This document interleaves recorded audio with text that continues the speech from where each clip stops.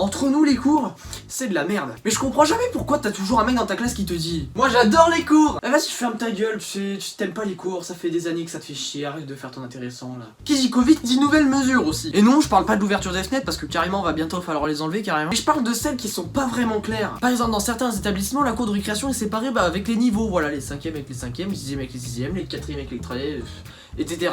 Mais une question en fait.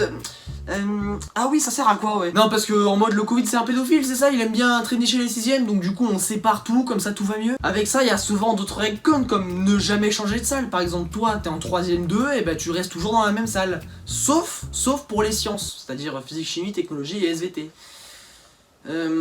Ok, ça évite le brassage dans les escaliers, oui, c'est cool. Mais pourquoi les 3 matières de sciences, faut changer de salle? Je comprends pas. C'est vraiment con ton histoire, c'est comme si tu joues à Fortnite, voilà, tu démarres le jeu, t'achètes un skin, mais tu joues pas à Fortnite en fait. Tu fais jamais de game, t'achètes le pass de combat, t'achètes ce que tu veux, mais tu joues pas. Oui, y a pas de rapport, j'en ai rien à foutre, tu veux je t'en... Oh, plus sérieux, c'est vraiment nécessaire de dire que dans certaines matières, genre quand t'es en cours d'une matière, tu ressembles à une larve. Genre par exemple à quoi tu ressembles dans ce cours. En français. Alors ça c'est une proposition subordonnée conjonctive complétive principale. Oui bah fais le plus long le nom encore.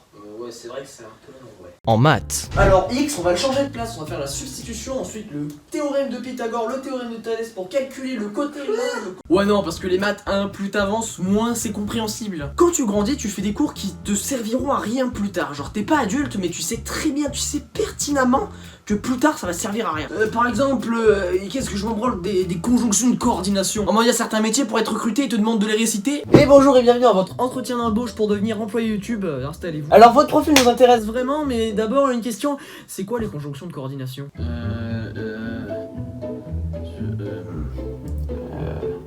Je sais pas. Bon bah tu peux aller te faire enculer, allez t'es dégage. Suivant.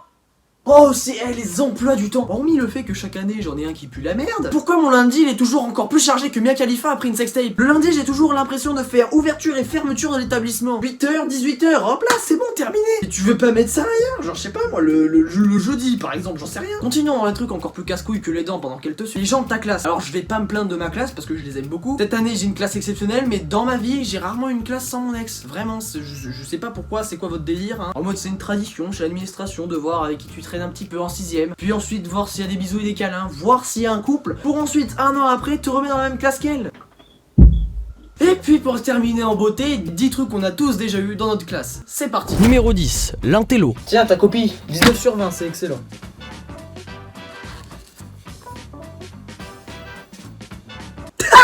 Numéro 9, la racaille. Tiens la costaine ou quoi le sang? Tu viens on se fume un bédo et on se fume une chicha à la fin des cours.